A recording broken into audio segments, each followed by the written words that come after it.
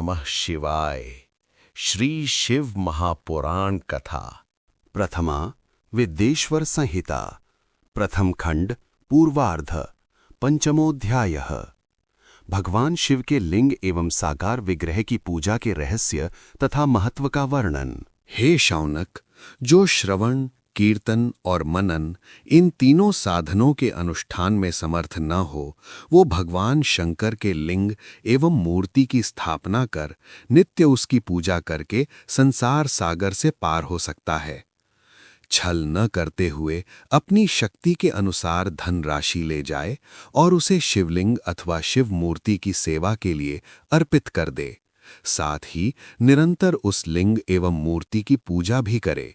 उसके लिए भक्ति भाव से मंडप, गोपुर, तीर्थ, मठ एवं क्षेत्र की स्थापना करे तथा उत्सव करे और वस्त्र, गंध, पुष्प, धूप, दीप तथा मालपुआ आदि व्यंजनों से युक्त भांति भांति के भक्ष्य भोज्य अन्न नैवेद्य के रूप में समर्पित करे। छत्र, ध्वजा, व्यजन, चामर तथा अन्य अंगों सहित राजोपचार की भांति सब वस्तुएं भगवान शिव के लिंग एवं मूर्ति पर चढ़ाए। प्रदक्षिणा तथा नमस्कार तथा यथाशक्ति जप करे। आवाहन से लेकर विसर्जन तक सारा कार्य प्रतिदिन भक्ति भाव से संपन्न करे। इस प्रकार शिवलिंग अथवा शिव मूर्ति में भगवान शंकर की पूजा करने वाला पुरुष श्रवण आदि साधनों का अनुष्ठान न करे तो भी भगवान शिव की प्रसन्नता से सिद्धि प्राप्त कर लेता है। पहले के बहुत से महात्मा पुरुष लिंग तथा शिव मूर्ति की पूजा करने मात्र से भवबंधन से मुक्त हो चुके हैं। मूर्ति में ही सर्वत्र देवताओं की पूजा होती है, परंतु भगवान शिव की पूजा सब जगह मूर्ति में और लिंग में भी क्यों की जाती है? हे मुनीश्वरों, आप लोगों का यह प्रश्न तो बड़ा ही पवित्र और अत्यंत अद्भुत है। इस विषय में महादेव जी ही वक्ता हो सकते हैं। कोई पुरुष कभी और कहीं भी इसका यथार्थ प्रतिपादन नहीं कर सकता। इस विषय में भगवान शिव ने जो कुछ कहा है और उसे मैंने गुरुजी के मुख से जिस प्रकार सुना है, उसी तरह क्रमशः वर्णन करूंगा। एकमात्र भगवान शिव ही ब्रह्म रूप होने के कारण निष्कल, निराकार कहे गए हैं। रूपवान होने के कारण उन्हें सकल भी कहा गया है, इसलिए वे सकल और निष्कल दोनों हैं। शिव के निष्कल, निराकार होने के कारण ही उनकी पूजा का आधारभूत लिंग भी निराकार ही प्राप्त हुआ है, अर्थात शिवलिंग शिव के निराकार स्वरूप का प्रतीक है। इसी तरह शिव के सकल या साकार होने के कारण उनकी पूजा का आधारभूत विग्रह साकार प्राप्त होता है, अर्थात शिव का साकार विग्रह उनके साकार स्वरूप का प्रतीक होता है। सकल और अकल अर्थात समस्त अंग आकार सहित साकार और अंग आकार से सर्वथा रहित निराकार रूप होने से ही वे ब्रह्म शब्द से कहे जाने वाले परमात्मा हैं। यही कारण है कि सब लोग लिंग अर्थात निराकार और मूर्ति अर्थात साकार दोनों में ही सदा भगवान शिव की पूजा करते हैं। शिव से भिन्न जो देवता हैं वे साक्षात ब्रह्म नहीं है, इसलिए कहीं भी उनके लिए निराकार लिंग नहीं उपलब्ध होता।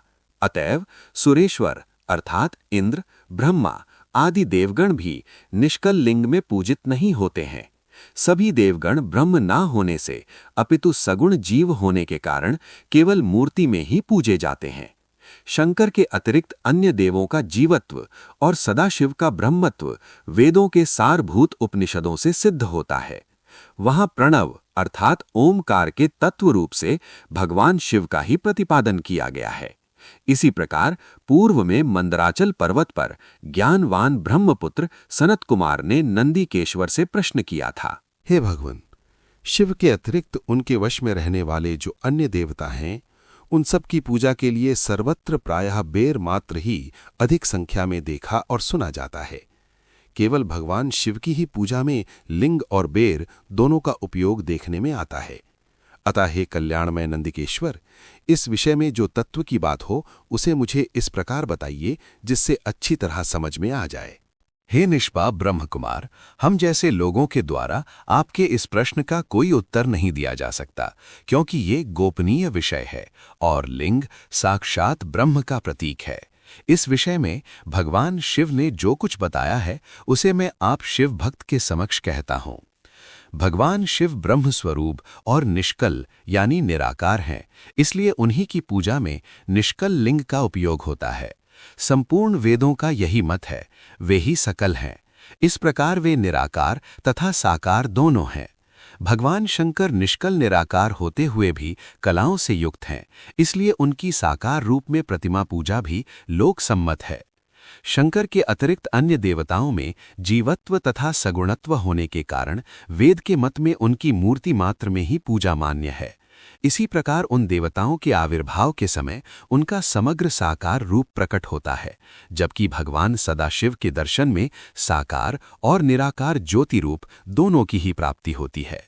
हे महाभाग, आपने भगवान शिव तथा दूसरे देवताओं के पूजन में लिंग और वेर के प्रचार का जो रहस्य विभाग पूर्वक बताया है वो यथार्थ है।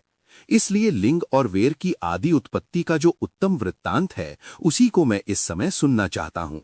हे योगेंद्र, लिंग के प्राकट्य का रहस्य सूचित करने वाला प्रसंग मुझे सुनाइए। हे वत्स, आपके प्रति प्रीति के कारण मैं यथार्थ रूप में वर्णन करता हूँ, सुनिए। लोक विख्यात पूर्व कल्प के बहुत दिन व्यतीत हो जाने पर एक समय महात्मा ब्रह्मा और विष्णु परस्पर लड़ने लगे। उन दोनों के अभिमान को मिटाने के लिए त्रिगुणातीत परमेश्वर ने उनके मध्य में निष्कल स्तंभ के रूप में अपना स्वरूप प्रकट किया। जगत का कल्याण करने की इच्छा से उस स्तंभ से निराकार परमेश्वर शिव ने अपने लिंग चिन्ह के कारण लिंग का आविर्भाव किया। उसी समय से लोक में परमेश्वर शंकर के निर्गुण लिंग और सगुण मूर्ति की पूजा प्रचलित हुई। शिव के अतिरिक्त अन्य देवों की मूर्ति मात्र की ही प्रकल्पना हुई। वे देव प्रतिमाएं पूजित हो नियत शुभ कल्याण को देने वाली हुईं, और शिव का लिंग तथा उनकी प्रतिमा दोनों ही भोग और मोक्ष को देने वाली हुईं। आपको हमारी वीडियो कैसी लगी? इसे लाइक करें, शेयर करें, कमेंट करें। हमारे चैनल को सब्सक्राइब करें और बेल आइकन को दबाएं ताकि आपको समय समय पर नोटिफिकेशन मिलता रहे।